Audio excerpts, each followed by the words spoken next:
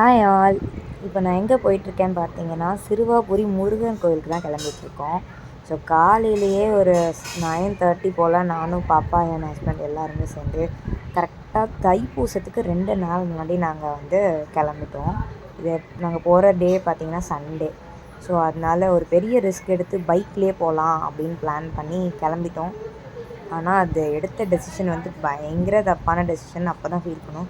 ஏன்னா up and down பார்த்திங்கன்னா 140 kilometres வரைக்கும் இருந்துச்சு. ஸோ ரொம்பவே கஷ்டமாக இருந்துச்சு நீங்கள் பைக்கில் போகணும் அப்படின்னா.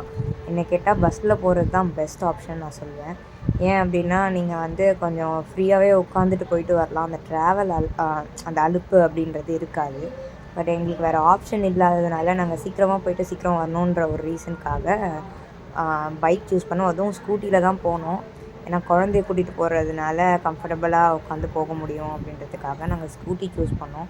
பட் ஆனால் சீரியஸாக பயங்கரமான பேக் பெயின் வந்துருச்சு. ஏன்னா குழந்தை தூங்கிட்டே வருவான்றதுனால உங்களுக்கு கை கால் அந்த ஷோல்டர் பெயின்லாம் பயங்கரமாக இருக்கும். பட் சம்ஹவ் நாங்கள் அதை மேனேஜ் பண்ணோம். நான் ஓட்டுறவங்களுக்கும் பயங்கரமாக வலிக்கும். ஸோ இது கரெக்டாக பார்த்தீங்கன்னா ரெட் ஹில்ஸ் தாண்டி பொன்னேரின்ற இடத்துலேருந்து ஒரு 5 கிலோமீட்டர்ஸ் டிஸ்டன்ஸில் தான் இந்த சிறுவாபுரி இருக்குது. ஸோ போகிற வழி ஃபுல்லாக பார்த்திங்கன்னா இந்த மாதிரி சீனரிஸ் தான் பார்க்க முடியுது. ஃபுல்லாக வயக்காடு, மேனுஃபேக்சரிங் இண்டஸ்ட்ரி. ஸோ அந்த மாதிரி தான் பார்க்க முடியும். என் பொண்ணு போகிற வழியே தூங்கவும் செஞ்சுட்டா. இங்கே தான் எனக்கு அந்த பெயினே ஸ்டார்ட் ஆச்சு. ஸோ இந்த மாதிரி தான் ஃபுல்லாக இருக்கும் உங்களுக்கு சீனரிஸ் பார்க்க. நான் இதுக்கு முன்னாடி ஒரு தடவை போயிருக்கேன் 2021 நினைக்கிறேன். அப்போ அந்த வயக்காடு ஃபுல்லாக க்ரீனாக இருந்தது. இப்போ ஃபுல்லாக இந்த பனியாலையால் இந்த வெயிலையா தெரியல, இல்லை அறுவடை பண்ணிட்டாங்களா என்னன்னு தெரியல, ஃபுல்லாகவே மொட்டைக்காடாக தான் இருந்துச்சு. ஸோ இப்போ எனக்கு பார்த்திங்கன்னா இன்னும் ஒரு சிறுவாபுரி கிட்ட வந்துட்டோம். அந்த டேர்னிங் திரும்பியாச்சு. இப்போ பார்த்திங்கன்னா ஒரு 1 கிலோமீட்டர் டிஸ்டன்ஸில் சிறுவாபுரி வந்துட்டோம். ஸோ இதுதான் கோவில், அடிவாரம் சொல்லுவோம் இல்லையா, அதுதான் இது. ரீச் ஆகிட்டோம்.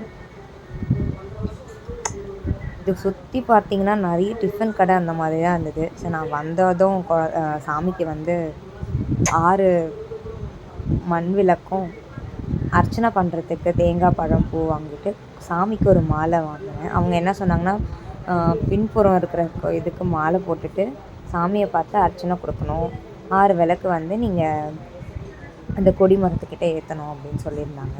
கூடவே உப்பு பேக்கெட்டும் வாங்க சொல்லியிருந்தாங்க. நாங்கள் வெளியே தான் போய் வாங்கினோம். ஸோ இதெல்லாம் ஓவரால் காஸ்ட்டு பார்த்திங்கன்னா 260 சம்திங் சார்ஜ் பண்ணாங்க. இங்கே பார்க்கிங் ஏரியாலாம் எதுவும் பெருசாக கிடையாது. அங்கங்கே அப்படி ஸ்டாப் பண்ணிப்பாங்க. பட் இது ஒரு வீட்டுக்குள்ளே ஒருத்தர் கூப்பிட்டு பார்க் பண்ண வச்சுக்கிட்டாரு. பட் ஆனால் பேமெண்ட் எதுவும் இல்லை. உள்ளே வந்தால் சரியான கூட்டம் இருந்தது. மினிமம் 30 rupees to 500 வரைக்கும் உங்களுக்கு டோக்கன்ஸ் அவைலபிளாக இருக்குது சாமியை பார்க்குறதுக்கு. 500 பார்த்திங்கன்னா விஐபி தரிசனம் போல் டேரெக்டாக நீங்கள் க்யூவில் நிற்காமல் பார்க்கலாம். 100 rupees டோக்கன் ஒரு மினிமல் க்யூவாக இருக்கும். நம்ம ஒரு 1 hour அப்படி ஒரு டைம் லிமிட்டில் சாமியை பார்க்க முடியும். ஸோ எங்களுக்கு இந்த 100 rupees டோக்கன் நான் நினச்சேன் ரொம்ப நேரம் க்யூ இருக்காது அப்படின்னு நினச்சேன். பட் இதுவே எங்களுக்கு ஹார்ட்லி ஒரு 1 hour ஆகிடுச்சு சாமியை பார்க்குறதுக்கு. ஸோ இப்படி தான் நாங்கள் க்யூவில் நின்று போகிற மாதிரி இருந்தது. அப்புறம் ஒரு வழியாக சாமியை பார்த்தோம். சாமியை பார்க்கறதுக்குள்ளே ஒரு வழி ஆகிட்டோம். ஏன்னா அர்ச்சனை பண்ணுறதுக்குள்ளே உங்களை போட்டு கூட்டத்தில் நெருக்கிடுறாங்க. குழந்தைய வச்சுட்டு போகிறதுல ரொம்ப கஷ்டமான ஒரு விஷயந்தான். சண்டேஸில் பார்த்திங்கன்னா டைமிங் இல்லாததுனால நிறைய கூட்டம் இருக்குது. மற்ற நாள்லலாம் morning 7 to 12 and evening 4:30 to 8:30 வரைக்கும் டைமிங் சொன்னாங்க. சண்டேஸில் மட்டும் தான் டைமிங் இல்லை அப்படின்ற மாதிரி நாங்கள் கேள்விப்பட்டோம். ஸோ அந்த மாதிரி சாமியை பார்த்துட்டு நீங்கள் வெளியே வந்தீங்கன்னா இந்த மாதிரி குளம் இருக்கும். அங்கே இந்த மாதிரி வீடு கட்டி அந்த கல்லை வச்சு வீடு கட்டினா நம்மளுக்கு வீடு கிடைக்கும் அப்படின்ற மாதிரி ஒரு நம்பிக்கை. லாஸ்ட் டைம் வரும்போது நாங்கள் இங்கெல்லாம் வரவே முடியல, இதெல்லாம் பார்க்க கூட இல்லை. அப்போ மேபி தண்ணி இருந்துச்சா இல்லையான்னு எங்களுக்கு தெரியல. பட் இப்போ பார்க்கும்போது சுத்தமாக ட்ரையாக தான் இருந்தது. ஸோ இங்கே அந்த கல்லில் வீடெல்லாம் கட்டிட்டு நாங்கள் அப்படியே கிளம்பிட்டோம். இது கோவில் உள்ளேயே நாங்கள் பிரசாதம் சாப்பிட்டோம். பட் அதை நான் லாஸ்ட்டாக தான் ஆட் பண்ணியிருக்கேன்.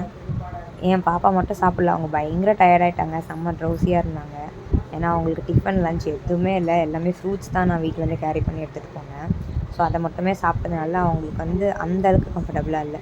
நான் சொல்லியிருந்தேன் பார்த்தீங்களா கொடிமரம், இங்கே தான் நம்ம அந்த 6 நல்விளக்கு ஏற்றிட்டு இங்கே தான் அந்த கொடிமரத்துக்கிட்ட நீங்கள் உப்பு போட்டுட்டு கற்பூரம் ஏற்றி சாமி கும்பிடணும். ஸோ நான் அப்படியே வீட்டுக்கு கிளம்பும்போது இங்கே கயிறுலாம் கொடுப்பாங்க இல்லையா, அதெல்லாம் வாங்கிட்டு வீட்டுக்கு சாமி படம், சிறுவாபுரி படம் அதெல்லாம் நாங்கள் வாங்கிட்டு அங்கேருந்து கிளம்பிட்டோம். ஸோ அகெயின் ஒரு 70 கிலோமீட்டர்ஸ் இப்போ ட்ராவல் பண்ண போகிறோம். அதை நினச்சா தான் செம்ம கஷ்டமாக இருந்தது. ஓவரால் நாங்கள் வந்து ஒரு 3:30 போல் வீட்டுக்கு வந்துவிட்டோம். வரும்போதே லன்ச் வாங்கிட்டு வந்துவிட்டோம்.